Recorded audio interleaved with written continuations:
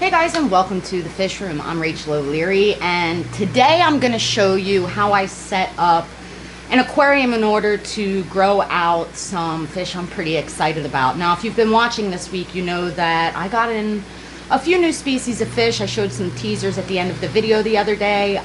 One species that I'm particularly excited about are Polypterus delhezi, and that's because if you've watched my channel at all, you know that I absolutely adore the large primitive fishes.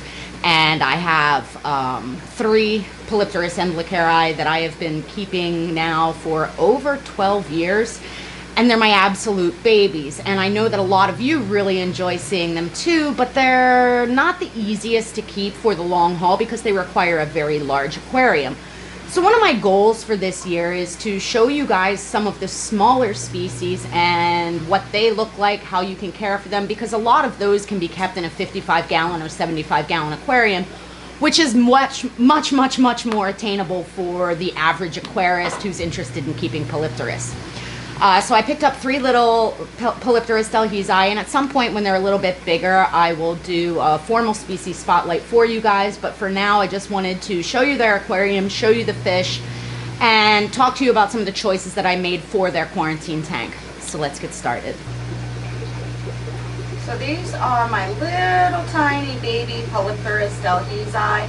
Again, I picked up 3 of them. They're so darn cute. And the reason I like this particular species is it reminds me of my big boys. And you can see with this aquarium right now, it's pretty bare bones. I've only had these guys in for a few days. I do have a heater running.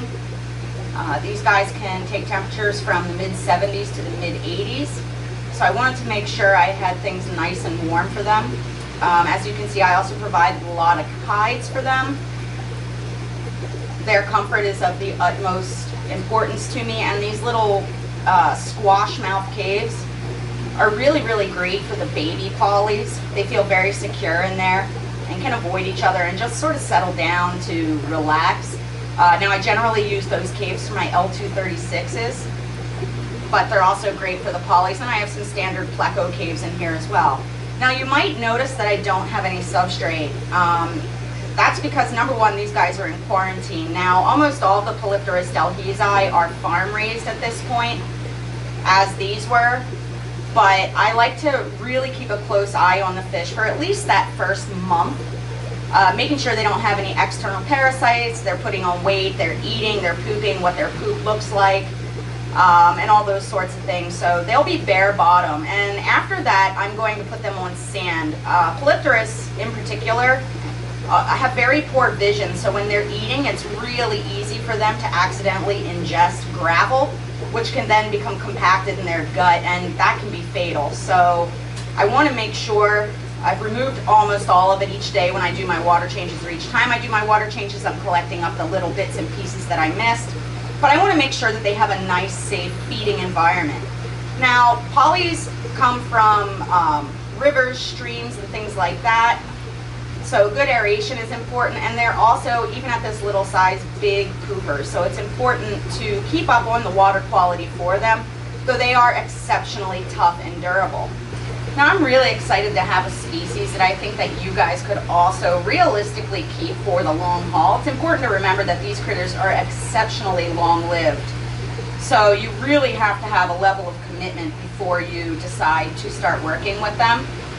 But again, I think that their little dino faces are just so stinking cute, and they're super rewarding. So I'm excited to set up an aquarium for these guys for the long haul. Now these upper jaw species stay substantially smaller than my big boys. And again, they'll be fine for life in a 55-gallon aquarium. So at some point I'll remodel one of the 55s when these guys get a bit bigger, and we'll set them up for the long haul and talk about compatibility then. Right now they're eating chopped krill and sinking micro pellets. They'll probably pick up some bloodworms in the next week or so to offer them as well, as I want them to grow at a good rate. But again, I'm just really excited to have these in my collection. And I hope you guys enjoy it as well.